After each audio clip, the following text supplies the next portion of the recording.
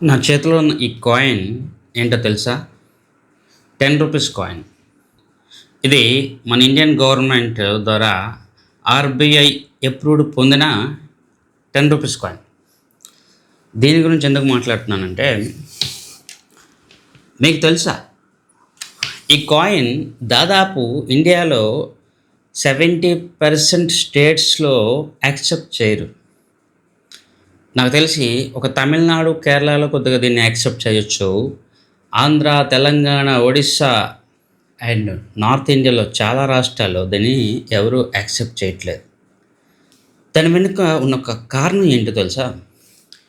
ఎక్కడో ఒక దగ్గర 10 రూపీస్ కాయిన్‌ని కౌంటర్‌ఫెయిట్ అంటే నకిలీ 10 రూపీస్ కాయిన్‌ని స్టార్ట్ చేశారని చెప్పి, ఈ కాయిన్ అన్నీ కూడా నకిలీ అని చెప్పి ఎక్కడో ఒక దగ్గర రిజెక్ట్ చేయడం మొదలుపెట్టారు.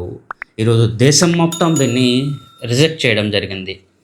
మీకు తెలుసా, దీన్ని సపోర్ట్ చేస్తూ, దీన్ని ఎంకరేజ్ చేస్తూ ఆర్‌బీఐ చాలాసార్లు మీటింగ్స్ కండక్ట్ చేసింది. అండ్ ఈ కరెన్సీని రిజెక్ట్ చేస్తే ఒక నేరం అని కూడా అనుకుంది.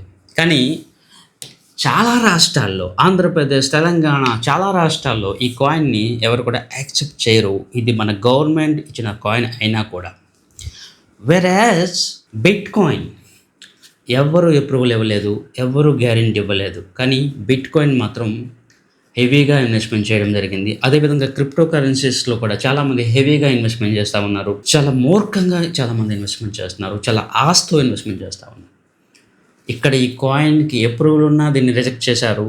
అక్కడ కాయిన్‌కి అప్రూవల్ లేకపోయినా కూడా ఇన్వెస్ట్మెంట్ చేస్తూ ఉన్నారు. ఈ 2 కారణాలు ఎందుకు చెప్తా ఉన్నానంటే, హ్యూమన్ ఇన్వెస్ట్మెంట్ డెసిషన్స్‌లో సైకాలజీ అండ్ హెర్డ్ మెంటాలిటీ ఎంత దారుణంగా ఇంపాక్ట్ చూపిస్తాయో నేను మీకు ఎక్స్‌ప్లనేషన్ చేశాను. కేవలం ఈరోజు ఇన్వెస్ట్మెంట్ డెసిషన్‌లో చాలా వరకు మన డెసిషన్స్ అనేది ఇతరులు ఏ విధంగా చేస్తూ ఉన్నారు, ఇతరులు ఏమని అనుకుంటారు అనే పాయింట్‌లోనే డెసిషన్ తీసుకుంటున్నాం తప్ప, కామన్ సెన్స్, మినిమమ్ లాజిక్స్‌ని పక్కన పెట్టి నలుగురు ఏం చేస్తే మనము అదే చేస్తాము అన్న ఒక మైండ్ సెట్‌లోకి, ఒక ఎన్వైర్న్‌మెంట్‌లోకి వెళ్ళిపోతా ఉన్నాం. నేను మీ సత్య సంతోష్, సత్యమేవ జయతే.